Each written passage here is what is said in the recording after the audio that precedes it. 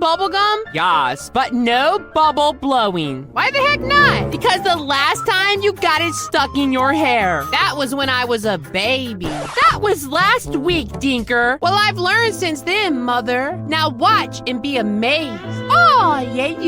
Like and subscribe in the next 3 seconds to help me blow the biggest bubble. Oh, What did I tell you, Dinker? Not to cuss? Not to blow them bubbles. I'll clean it up. No, sweetie. I'ma mop your head off. Huh?